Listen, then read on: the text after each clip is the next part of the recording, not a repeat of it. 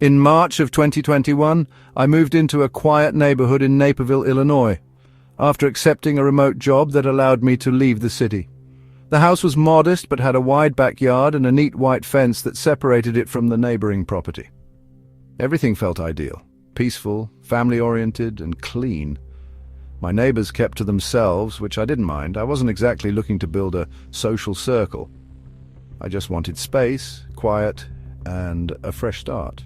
The first few weeks went by smoothly. The only odd thing was my neighbor to the left. I never saw who lived there. The blinds were always drawn, the driveway was empty, and the grass, unlike the rest of the manicured lawns on the street, was wild and overgrown. Still, it didn't strike me as alarming. Maybe the owner was elderly or out of town. But about a month in, I noticed something strange. Every evening around dusk, I'd see a shadow through the cracks in the fence.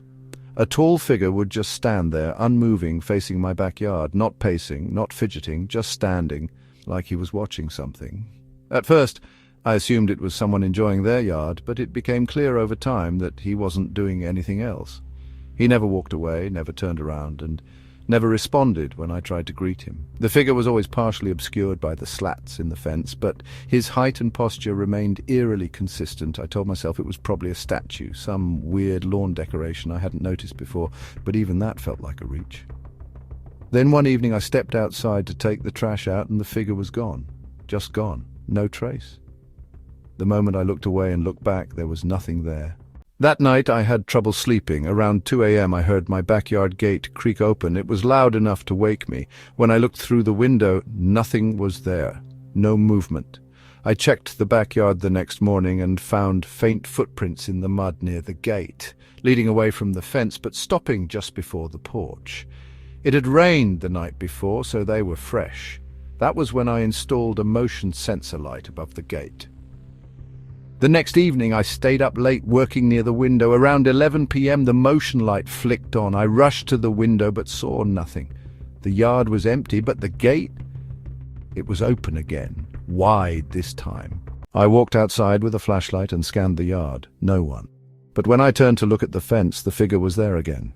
But this time, he wasn't behind it. He was standing just in front of the fence line, still staring. I couldn't make out a face. His head was tilted slightly downward, like he was studying the ground. Or me. I froze, unsure whether to run back inside or call out. But before I could move, the light flickered and went out. Complete darkness. When I flicked the flashlight back up, he was gone. I backed into the house, locked every door, and called the non-emergency police line. They sent a car to drive by, but no one was found. They chalked it up to a prank or trespasser, told me to keep the lights on and report anything unusual. But the next night I found something far worse. Taped to my back door was a Polaroid photograph.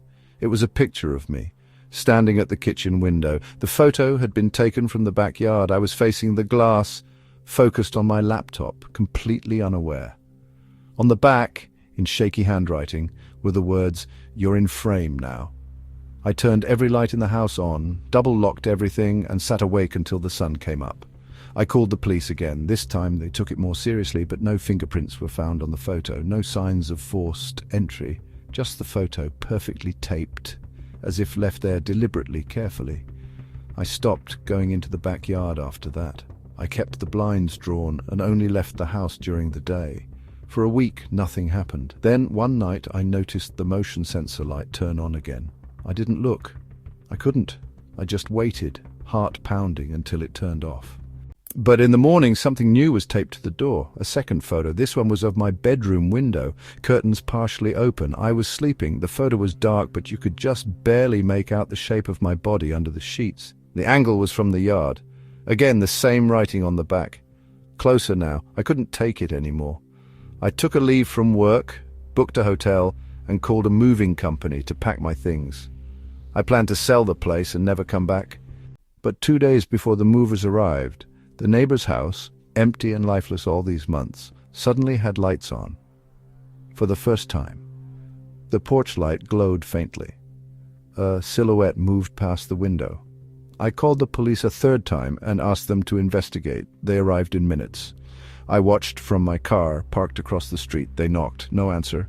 Eventually, they went in. 10 minutes later, they came out and waved me over. I expected them to tell me someone had finally moved in. Instead, they told me the house had been abandoned for years. Inside was dust, rotted furniture, and a broken foundation. But in the basement, they found something else, a wall covered in Polaroid photos. All of them were of me, taken through windows, through cracks in the fence, through my front door's peephole, dozens, maybe hundreds. The police never found who lived there or who had been watching. The photos stopped after I left, but sometimes I still wake up in the middle of the night feeling like I'm being watched again, only now there's no fence to look through.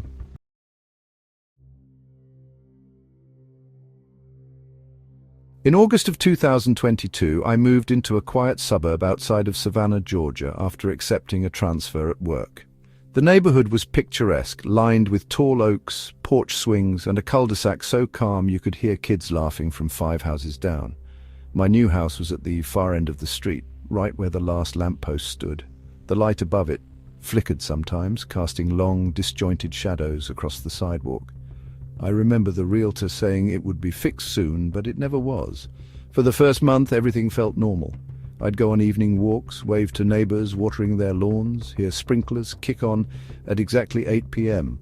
But there was something about the house across the street that felt strange. It looked lived in, fresh paint, a car in the driveway, flowers in the front, but I never saw anyone go in or out, not once. I'd assumed someone worked nights or just kept to themselves until the night I saw the girl under the streetlight. It was just past 11 p.m. I was locking up when I noticed movement through the blinds. A girl, maybe 11 or 12 years old, stood completely still beneath the flickering street lamp, barefoot, wearing a thin white dress that moved slightly in the breeze. Her hair was dark and covered most of her face, but her head was angled in my direction. I thought maybe she was lost. I stepped outside, called out, asked if she was okay. She didn't respond, just turned slowly and walked toward the house across the street. No lights came on, the door didn't open, but she vanished into the shadows near the porch. The next day I asked a neighbor, Mrs. Penner, who had lived on the street for over a decade. She looked confused when I mentioned the girl. She told me no children lived in that house. In fact, no one had lived there since 2009 when the previous owner died. It was up for sale once, but buyers always backed out at the last minute. She said the listing just sat there, changing agents every year, like the place didn't want to be sold. I told myself maybe I'd imagined it. That night was humid and I hadn't slept much. Maybe it was just the way the shadows fell. But 2 nights later she was there again. Same spot, same dress, same silence. I watched from behind the curtain. She didn't move for almost 10 minutes. Then, just like before, she turned and walked toward the abandoned house. This time, I didn't go outside, but she started appearing more often. Sometimes 3 nights in a row, always under the flickering lamp, always at 11 sharp. I tried recording it, but my phone would glitch, footage would cut off, audio would distort, or the file wouldn't save at all. The few times I tried to show people, the video was blank. Just an empty street, no girl. Then things started changing inside my house. At first it was small. My front door would be unlocked in the morning, even though I always double-checked it before bed. My hallway light would turn on by itself. Once I woke up to find the TV playing static, even though I hadn't touched the remote in days. I thought maybe it was electrical interference from the faulty streetlight, but then I found the footprints, tiny barefoot prints, leading from the front door to the bottom of my stairs. They were faint, like dust had clung to damp skin. I wiped them up, tried to convince myself it was some weird pattern from my shoes or dirty water, but they came back, always in the same spot, always after she appeared outside. One night I stayed up late on purpose. I turned off all the lights and watched through the upstairs window. At 11 p.m. sharp, she appeared again, but this time she didn't stop at the lamp. She walked across the street directly toward my house. I froze. My heart was pounding so loud I could hear it echo in my ears. She walked with slow, deliberate steps, her head still tilted forward, hair covering her face. I backed away from the window just as she reached the porch. I heard nothing. No knock, no creak of the steps, just silence. I stayed there, breath held, until sunrise. When I opened the door the next morning, something was waiting on the welcome mat.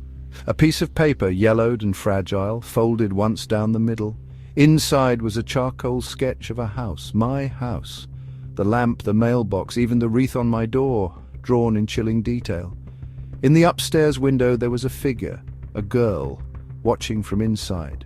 On the bottom of the paper was a scribbled sentence. "You let her in. I don't remember letting anyone in." I barely slept that week. Every night at 11 I'd hear the front door creak. No one was ever there. I placed salt at every entrance, mirrors on each wall, even blessed the house with a local priest. Nothing worked. On the 7th night I woke up in my bed, completely drenched in cold water. My carpet was dry. No leaks, no broken pipes. But I smelled something faint like pond water, and my closet door, which I always kept shut, was open by a crack, just enough to see the glint of 2 small eyes staring back. I moved out 2 days later, left the lease, paid the penalties, packed in the daylight and drove 4 states away. Last week a friend texted me a real estate listing for the house. It's on the market again, still shows as vacant, but in one of the listing photos, the one of the street view, you can just barely see a figure under the street lamp. Small, barefoot, and watching.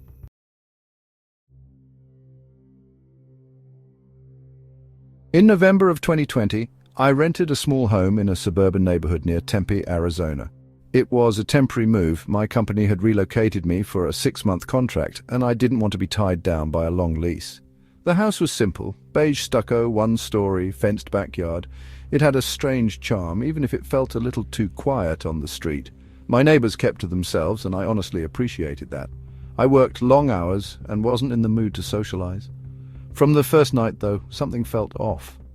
Nothing dramatic, just little things, lights that buzzed faintly even when turned off. A draft that passed through the hallway no matter how tightly the windows were shut. But what really started to bother me was the morning routine. Every single day, without fail, I would wake up at exactly 6:03 a.m. to the same sound, 3 slow knocks at my front door, not pounding, just a firm, deliberate rhythm. I checked every time. No one was ever there. The first week I assumed it was some early delivery or a neighbor messing around, maybe even a kid, but the knocks never stopped, and there were never packages. I even installed a motion sensor camera and pointed it at the door. The knocks came. The camera never triggered, not once. One morning I decided to stay up all night and sit by the door. I waited, watching the digital clock count down the minutes. When it hit 6:03, the knocks came again, 3 of them. I flung the door open instantly. Nothing. Empty porch, silent street, no breeze, no footsteps, no one running away. I checked the footage again, nothing. As if the knocks had never happened. I was exhausted, but I couldn't ignore it anymore. That day after work, I started digging into the property history. The realtor hadn't disclosed anything unusual, but a quick search showed me the house had cycled through multiple tenants over the last 5 years. Short stays, all less than a year. Some left reviews saying it was too isolated or that the nights felt long. One comment on a housing forum stood out: "The mornings aren't yours." I tried reaching out to that user, but the account had been deleted. Then the dreams started. Vivid, suffocating dreams. I would wake up drenched in sweat, always at the same time, 6:03 a.m. In the dreams I'd be standing in the hallway of my house, watching a man at the front door, not trying to get in, just standing there, back turned to me, knocking slowly, again and again, the same rhythm. And then he'd say something I could never fully remember, just a few garbled words, before the dream snapped to black. I'd wake up gasping. After a month of this, I snapped and decided to talk to my next-door neighbor, an older woman named Gloria. She was hesitant at first, but softened when I mentioned the knocks. Her expression changed completely. She invited me in, made tea, and quietly told me I wasn't the first to experience it. The house had always been strange. People moved in, started hearing things, then left without warning. One tenant packed their car and vanished overnight.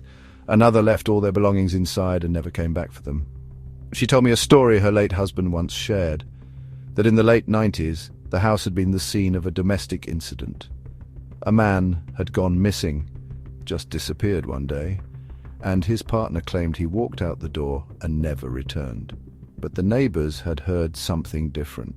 Screaming, a loud thud, then silence. The partner eventually moved away, and no body was ever found. But not long after the knocks began, always at 6:03, always 3 times. I asked Gloria why she stayed. She just said, "It's not my house. It doesn't want me." That night I couldn't sleep. I kept checking the door, pacing the hallway. At exactly 6:03 I felt a pressure shift in the house, like something had stepped inside even though nothing had opened. No knock, just a shift. And when I looked down the hallway, I saw something standing at the end. Not a person, a shape, as if a shadow had gathered into something vaguely human. I blinked, and it was gone. The next morning, I packed. I decided I was done. I called my boss, told him I'd work remotely and was ending the lease early. That afternoon, I walked the house one last time to make sure I hadn't left anything behind. As I passed the hallway, I noticed something that stopped me cold. There was a dent in the wall near the front door, a shallow, head-shaped dent, just the right height for someone slamming into it. I ran my hand over it, smooth, old, like it had been painted over again and again, trying to disappear. As I was locking the door for the final time, I heard something fall inside, just a soft clatter like keys being dropped. But I was holding mine. I left anyway. A month later, I got a voicemail from that realtor. The new tenant had moved in. Young guy, quiet. The realtor laughed awkwardly and said, "Weird thing, he asked me if the knocking at 6 a.m. was just pipes or something. I never called back. But sometimes, around 6:03, I wake up without knowing why, and I find myself staring at the door, just waiting to hear it again."